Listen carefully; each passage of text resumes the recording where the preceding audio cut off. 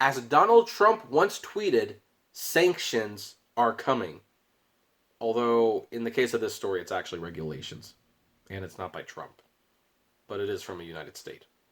So, yeah, this actually is relevant to Americans watching this channel. Let's move on from this long-winded intro and actually discuss the story at hand. Hey everyone, this is Kevin the Apptrepreneur, and I know that regulating rideshare is kind of a touchy subject on this channel. We talk about it a lot, and as always, people have very, very passionate opinions on it. And you know, one of the things that is actually used as an argument, although I really don't know why this is an argument, is a lot of people say, hey, guess what? It's all going to automation. Autonomous vehicles, that's the future. You don't see it. I don't understand why you don't see it. This is the future. Get a real job. I hear a lot of variants of that every day. And my response is always, guys, don't you understand? Autonomous vehicles are not coming. They're not coming anytime soon, and regulation is nigh. It is, you can taste it. You know it's coming. Why can't you see that? I see it. I look at all these articles. I believe in my heart of hearts that regulation is coming, and it appears that is actually coming much, much sooner than you'd realize. But before we talk about any of that, let's have a word from our sponsors.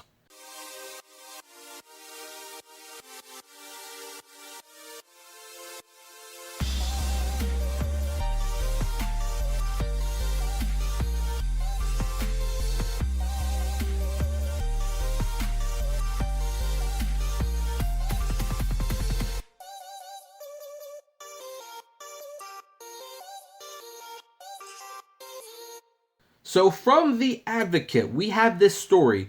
Uber Lyft bill approved in Senate committee. It would set up uniform rules, expand accessibility. Now, this sort of regulation is probably not what we wanted to hear. I'm sure we would have preferred a regulation headline that said, you know, we're going to actually pay the drivers minimum wage like they did in New York, even though, you know, I've been assured by people in New York it's not actually minimum wage, so... You know, that didn't work out the way it was supposed to. But let's look at this article. A Louisiana House passed bill aimed at expanding Uber and Lyft ride-sharing services statewide won approval Tuesday in a key Senate committee after dying in the same panel in 2017 and 2018. Apparently, we're just much more willing to regulate those nasty, evil ride-sharing companies now. The measure, House Bill 575, would set up uniform rules to oversee the services and, backers say, make the rides more accessible to rural areas. Again, there's a little disappointment that this is all about making the service more accessible, not paying the drivers what they're worth. It won approval in the Senate Judiciary by a committee 2-1. Voting for the bill were State Senator Jay Luneo, I don't know how you pronounce that, Democrat Alexandria, and Ryan Gotti, Republican Bossier City. The no vote was cast by Senator John Milkovich, Democrat Shreveport. The proposal next faces action in the Senate and is sure to spark more controversy, including which state agency would enforce the rules. Under the legislation, Lyft and Uber would be regulated by the State Department of Transportation and Development. So yes, regulation.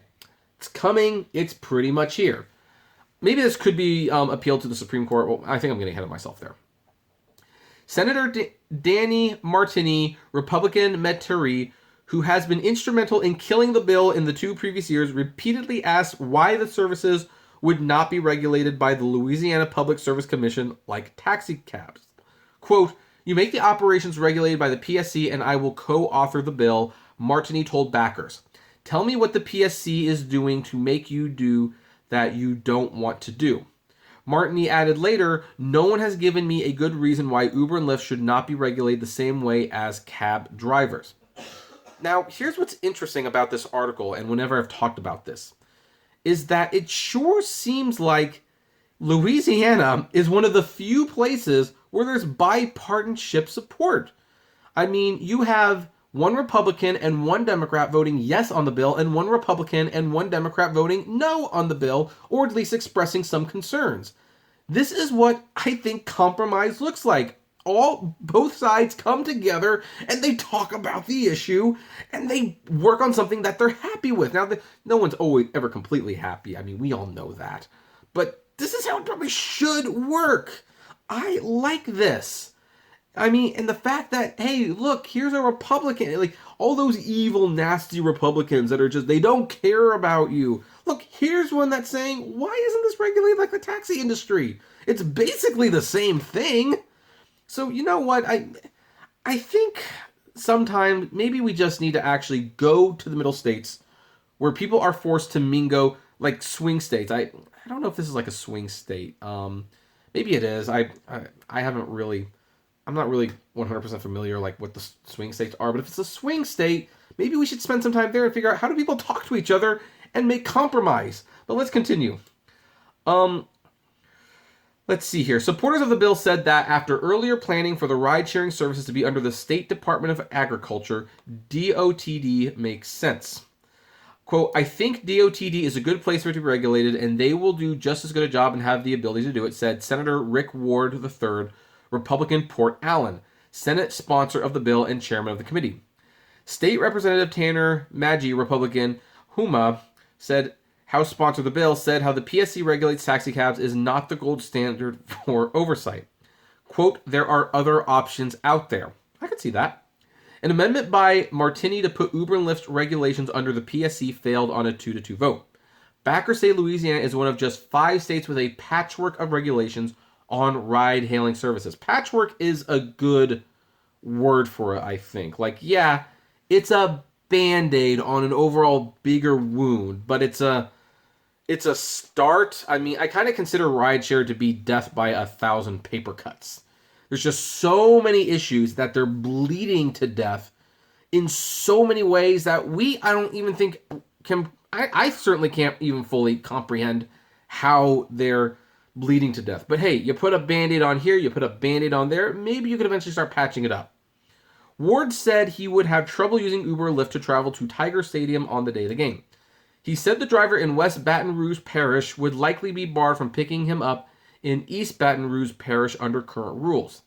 Quote, that is just one of the specifics on why it is so important, Ward said of his proposal. The bill requires background screenings for drivers, electronic receipts, and easy identification of drivers and vehicles. Ward said about 60 people filed cards in support of the legislation. Arthur McDonald, an Uber driver for the past 3.5 years, said he has provided about 3,500 rides. I salute you, Arthur. Quote, I have saved a lot of people from getting DUIs accidents, and you should be fairly compensated for doing that, but you won't be. Victor Silvio, who lives in Irwinville, said he drives for Uber and Lyft because his 24-year-old son was killed 6 years ago by a drunk driver. I am clearly not going to make fun of this person. In fact, thank you, Victor, for what you do. I know, when I say I don't understand why people do this job sometimes with the pay rate, I make special exceptions for cases like this, where it's like, hey, I had a tragedy because someone got behind the wheel and drove. And I want to do my part to, as Sylvia says right here, keeping drunks off the road. Sorry, I'm in the final stages of this. An official of United Cabs of New Orleans said that under the legislation, Uber and Lyft would avoid stringent rules faced by taxi cab drivers at a time when the value of taxis is plummeting. In the past, concerns that similar bills would upset local rules set by officials in Baton Rouge and New Orleans helped kill the proposals. Quote, we have worked really hard to get into a place where the local government or governments that have specifics in place, in particular the fees, stay grandfathered in. The proposed changes have previously won lopsided approval in the House, including a 2018 bill sponsored by House Speaker Taylor Barris, Republican New Iberia. Barris shelved his own plan last year amid heavy opposition in the same committee that approved similar legislation on Tuesday. The current bill won House approval 92-0 on April 29th. Although this is the first time I'm hearing about it. So, yeah, here's the thing. As mentioned before, there is nothing here about driver pay, benefits, vacation time, employment status, nothing like that. However, what it is offering is some regulations to Uber and Lyft. And more regulations will be coming. This is just the beginning, guys. This is just the beginning.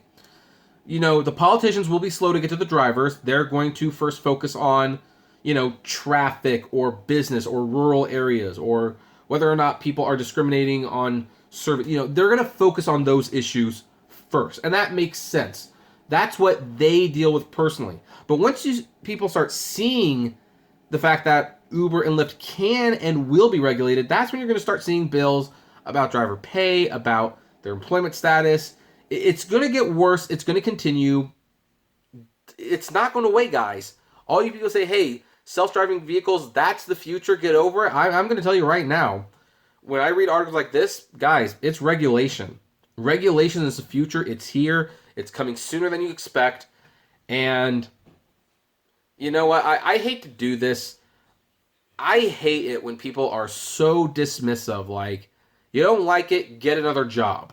But I'm going to say it now, just because it's appropriate. Regulation is coming. You will be employees at some point. You don't like it, get another job. But that's just my opinion. What says you? I would love to know. Agree, disagree, comment below, like or thumbs down. You can thumbs down. It's fine. Interaction either way is good. Subscribe, favorite, share. If you like my videos, consider becoming a Patreon member. It's totally optional, of course, but even as little as $1 a month goes a long way to helping the channel run smoothly, and you get access to my Patreon's exclusive blog. Also, if gas prices are getting you a little in the blues, check out the free Get Upside app below. It's totally free, as mentioned, and you get cash back on every gas purchase. Check us out at the Apptrepreneur Vlogs. It's a fairly new channel, but starting next week, we're going to try uploading daily content to the best of our abilities. And if you want to talk to me or other people on this channel, check us out at the Apptrepreneur Hangouts on Facebook. And as always, flame responsibly. Have a good one.